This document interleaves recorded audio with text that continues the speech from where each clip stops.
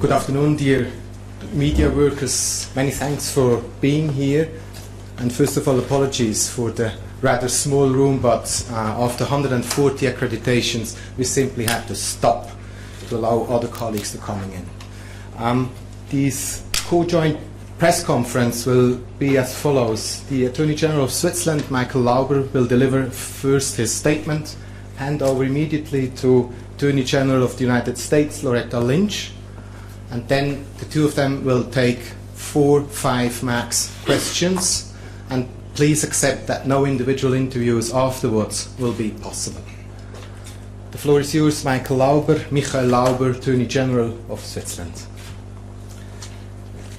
Sehr geehrte Damen und Herren, it's just a few words at the beginning in German. Ich bedanke mich bei Ihnen für Ihr Interesse an unserer Arbeit und für Ihr Kommen. Da der größte Teil der anwesenden Medienschaffenden aus dem Ausland kommt, erlauben Sie mir, dass ich meine Ausführungen in Englisch halten werde. Thank you for your interest in our work and thank you for your presence at this media conference. It's a particular pleasure to host this media conference today with my counterpart from the United States of America, Attorney General Loretta Lynch. Following my invitation, Attorney General Lynch has come to Switzerland in order to contribute at the annual conference of IAP, the International Association of Prosecutors. IAP this year is an extraordinary setting as around 10 Attorney Generals and about 500 prosecutors from all over the world gathering these days here in Zurich. International cooperation is one of the main topics being discussed during the conference. International cooperation is of paramount importance when we talk about white-collar crime, money laundering and corruption. We talk about global criminal threats and we have to find answers in combating these phenomena, knowing that each jurisdiction has its own specialities and mainly reaches out only on its own territory. IAP is setting a unique platform to exchange experience, but also to improve the personal network. Knowing each other, knowing the special challenges of the respective jurisdiction, this is crucial when we want to fight efficiently terrorism and cybercrime. On May 27, my office seized electronic data and documents at FIFA's headquarters here in Zurich. The same day, but in separate proceedings and independently of the Swiss criminal investigation, football officials and suspected bribers have been arrested in Zurich and placed in detention pending extradition. The public interest in the Swiss investigation is enormous.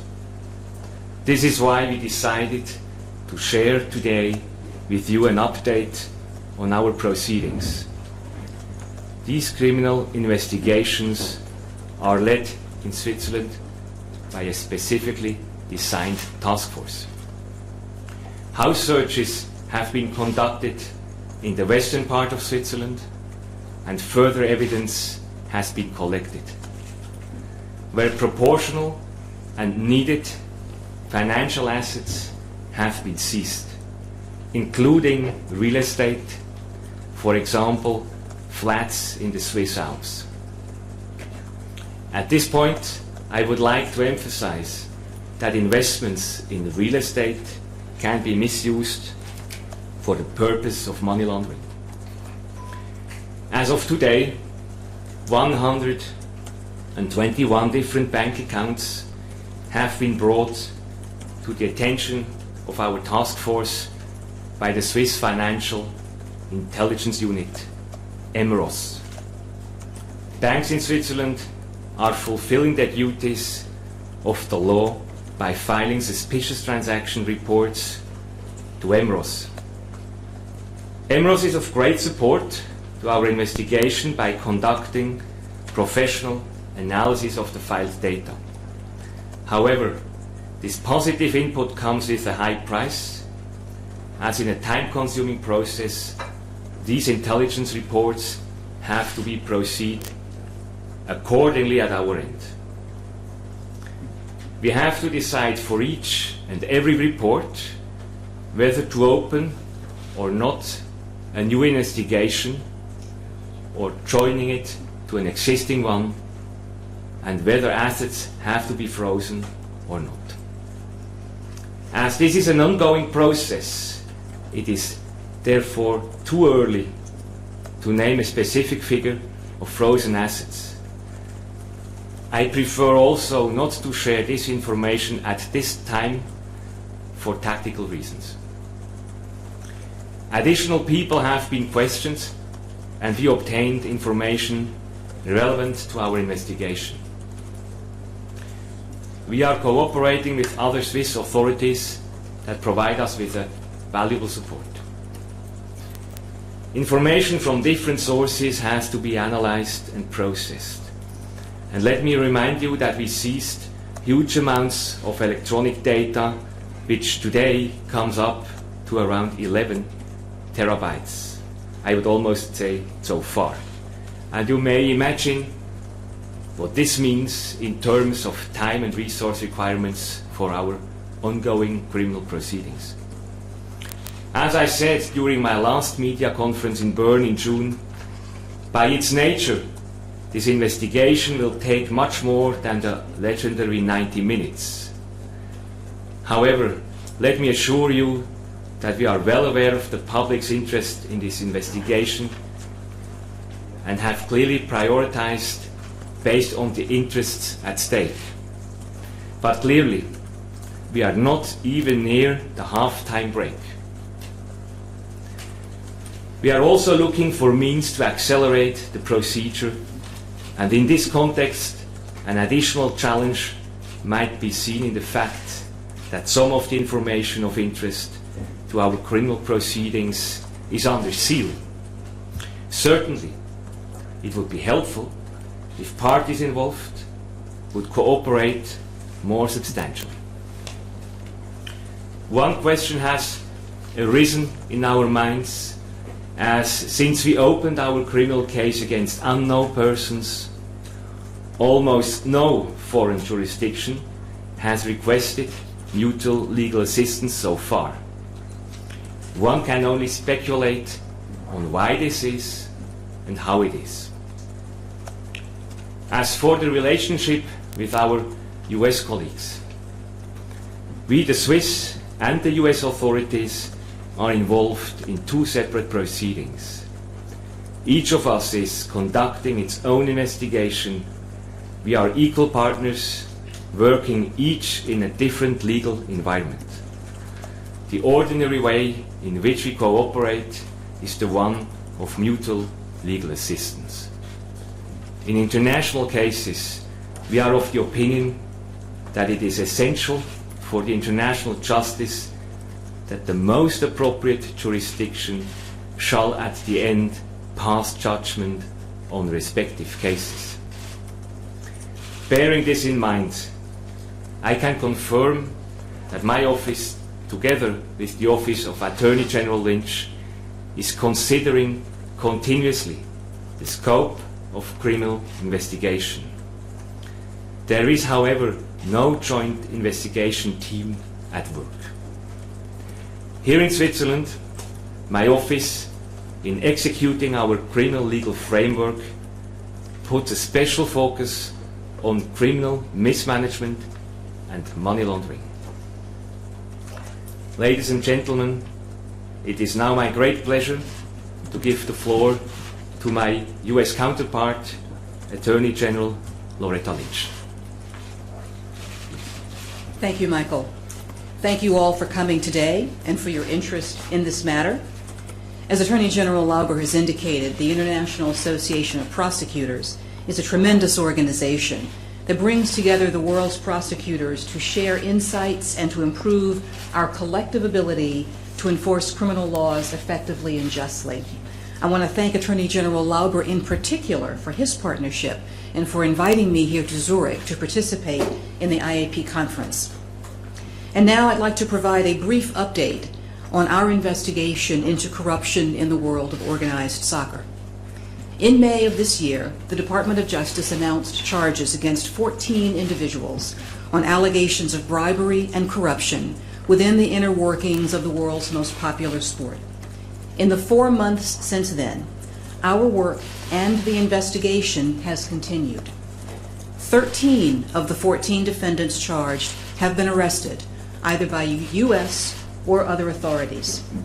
3 of the defendants are currently in the United States and have been arraigned in federal court in Brooklyn, where the cases against them are proceeding. 10 others are currently pending extradition here in Switzerland and in 3 other countries. I want to thank the Swiss government for its assistance in the extradition process. Our teams are coordinating not just on that front, but on our complementary investigations as well. Now, to ensure that all of these defendants who are presumed innocent unless and until proven guilty are treated fairly and impartially, both while pending extradition abroad and awaiting trial in the United States, I cannot comment more specifically on those individuals. But what I can say is that separate and apart from the pending indictment, our investigation remains active and it is ongoing, and it has in fact expanded since May. As I made clear at our initial announcement, the scope of our investigation is not limited, and we are following the evidence where it leads. I'm grateful for the significant cooperation and substantial evidence that we have received from all quarters. Based upon that cooperation and new evidence, we do anticipate pursuing additional charges against individuals and entities. Now, I want to end today on a note that is particularly appropriate given the occasion that has brought me to Zurich to meet with my colleagues.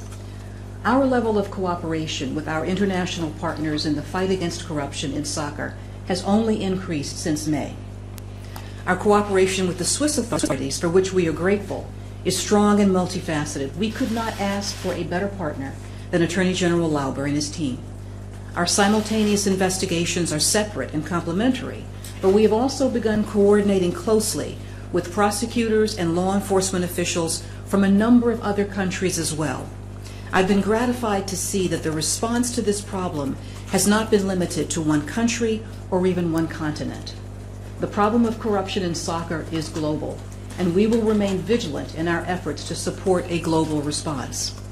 One guiding principle has been a hallmark of our investigation from the beginning, and it's a principle that I know is shared by Attorney General Lauber and my counterparts from other countries as well. And that principle is this: all individuals involved in soccer, this beloved sport through which we teach our children sportsmanship, integrity, and the fundamentals of fair play, must be committed to reform and to compliance with the rule of law. To anyone who seeks to live in the past and to return soccer to the days of corruption and bribery, cronyism and patronage, this global response sends a clear message.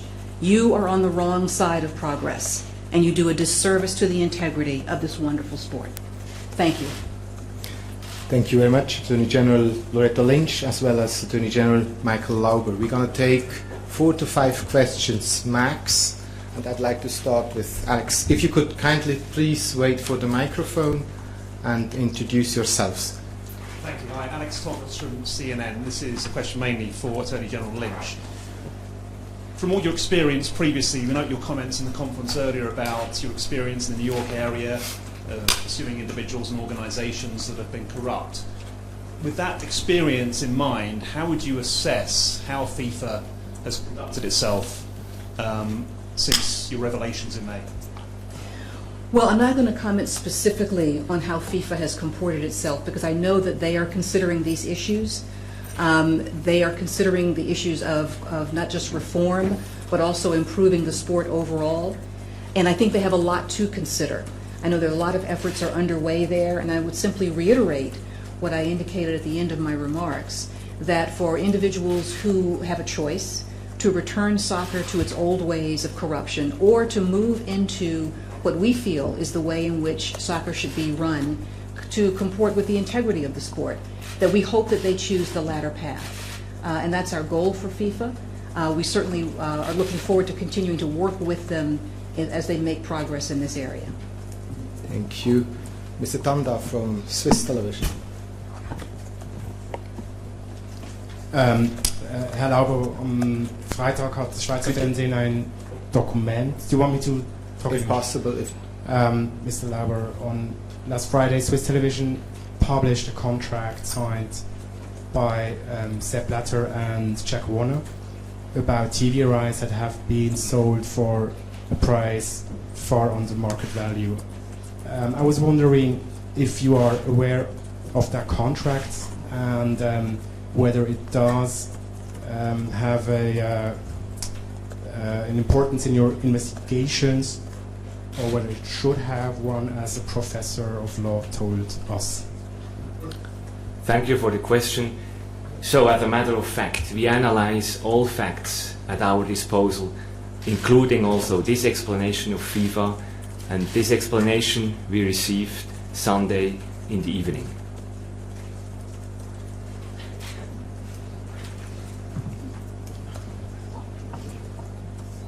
are you happy with that answer? I know that you are not happy at all. What does it mean is that we have a lot of facts at the moment out of our house searches, out of our documents we seized. And this specific case you were asking for, we received from FIFA as an explanation by Sunday, last Sunday in the evening. So it's also a part of documents which will analyzed by us in order to find out if this is really valuable or not. Thank you. Over there, Ben, please.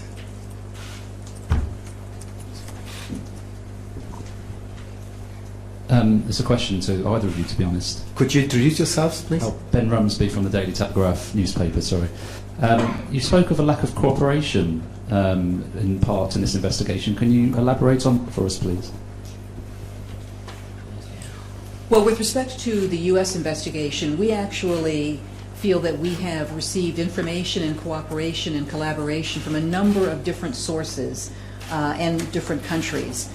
There is always, however, the possibility that individuals have more information to provide, and so we remain open to that. But we feel we are working well through our investigation.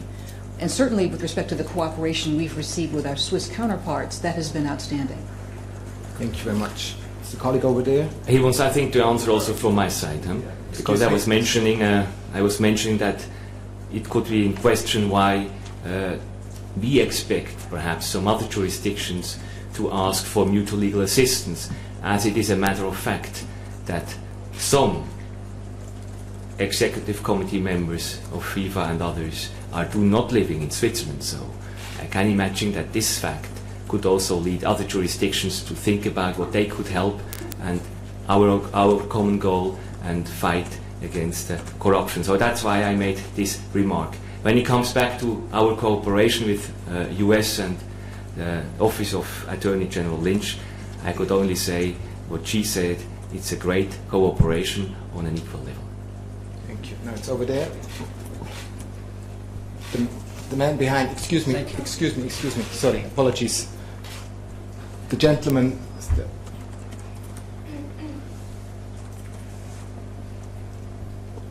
Thank you very much. Andrew Warshaw from Inside World Football. Can I ask Loretta Lynch, please? You mentioned that obviously the investigation is ongoing and there will be other people at some stage cited in the investigation. Could you give us a time frame of when that might be? And are you able to prosecute those who have already agreed, or the person so far who has already agreed to extradition, without the others having to do so? Or do you have to wait until the whole lot are prosecuted together? Thank you. Certainly. As a general matter, we tend to proceed against individuals brought on one indictment. We tend to proceed against them together. There are instances when, if people remain a fugitive, we're able to proceed with those that we have in custody.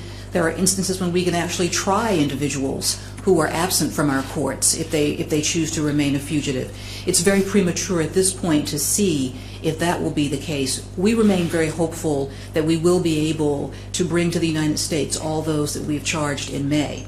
With respect to any new charges that we anticipate arising out of this ongoing and continuing investigation, we do anticipate being able to bring additional charges against individuals and entities. I'm not able to give you a timetable at this time, but I will certainly confirm that that is our intention. Thank you very much. It's our Brazilian colleague over here.